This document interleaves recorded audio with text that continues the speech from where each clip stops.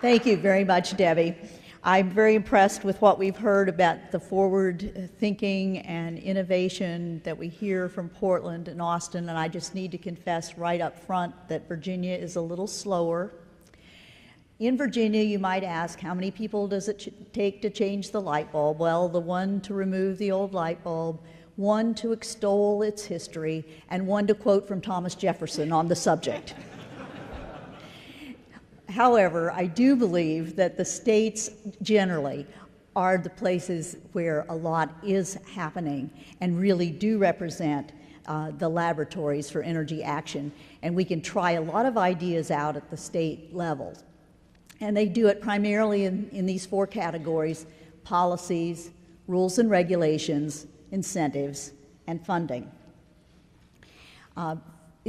Many states have energy policies. I just picked out Delaware, Florida, and Virginia to illustrate some of the differences. And I partly chose Delaware because I'm a member of the National Caucus of Environmental Legislators, and another member of that caucus is Harris McDowell from Delaware. And this particular sustainable energy utility, establishing a nonprofit corporation, was Harris's idea and was passed in the legislature in Delaware this year.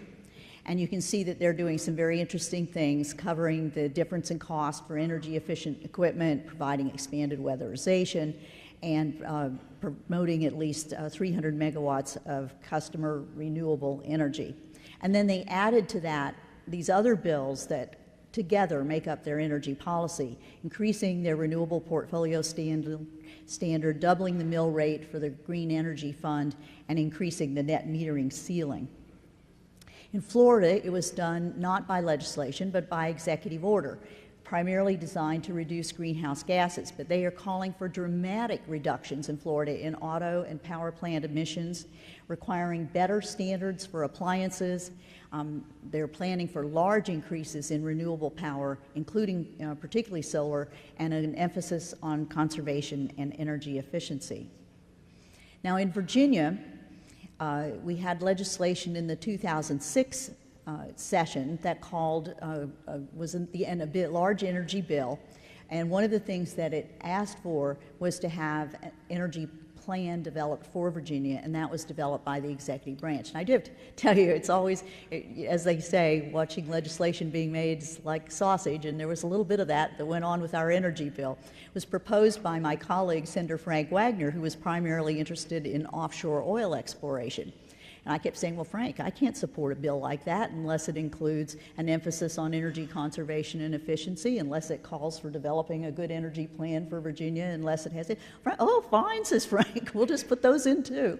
And so in the end, we kind of had a blend of things that worked out in my interest in a lot of ways. We are looking to reduce the rate of energy growth, energy use in Virginia, to reduce greenhouse gas emissions by 30% by 2025, not the most ambitious schedule that some have, but again, it is Virginia.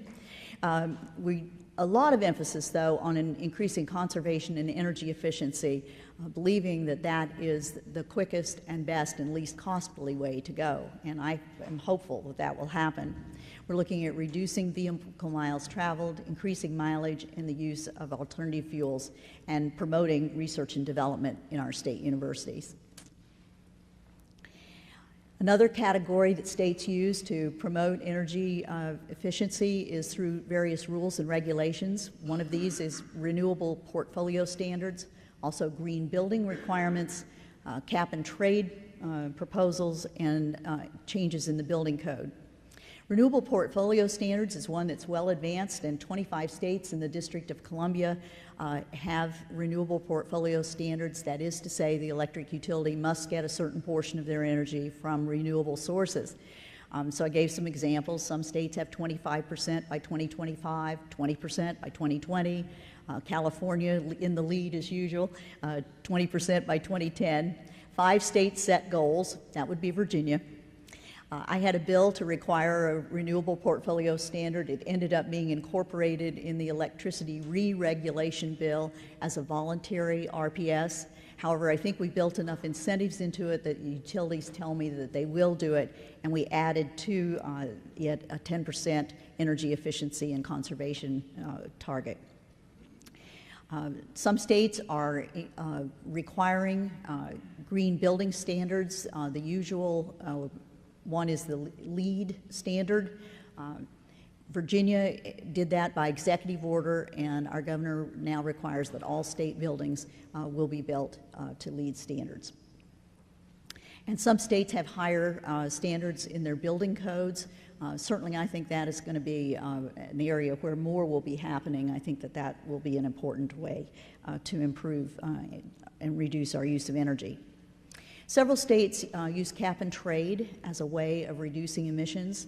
Massachusetts has a plan for their 6 highest polluting plants. New Hampshire sets emissions caps. And there is a consortium of northeastern states called RGGI, the Regional Greenhouse Gas Initiative, where they are going to do cap and trade within that grouping of states.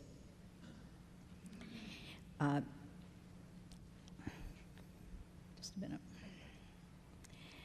Then there are incentives that states use as well. Tax credits and sales tax rebates, for example. Decoupling, using their rate structures. In Virginia, it's very popular because you can use the high occupancy vehicle lanes if you have a hybrid or clean fuel car with clean fuel plates. And that's been quite an incentive, and many Priuses and others are seen on the highways in Virginia. Let's see, did I get, yeah. One is rebates or sales tax exemptions for buying energy efficiency appliances. Some states have higher standards for the appliances, or they cover more appliances than the federal law does. Some states offer rebates or income tax credits for buying hybrid vehicles or for converting your vehicle to a clean fuel. Decoupling is used in some cases where you separate the fixed costs from your variable costs at the utilities, and it gives the electric utilities incentives to conserve energy. And one of the bad things right now is they make more money if they sell more electricity. We need to change the incentive plan so that there are rewards for efficiency and conservation. And some states give them bonuses for meeting or exceeding these energy-cutting goals. And I mentioned the carpool lanes already, very popular in Virginia. In funding, states use public benefit funds, state grants and loans. Severance tax in some cases has been devoted to energy efficiency and conservation, or bonds that are floated by the state, and the funding is used for those purposes. So there are many things that the states are doing now that I think have a great deal of promise, and that we can find the best practices from one state to another and improve our use and saving of energy. Thank you.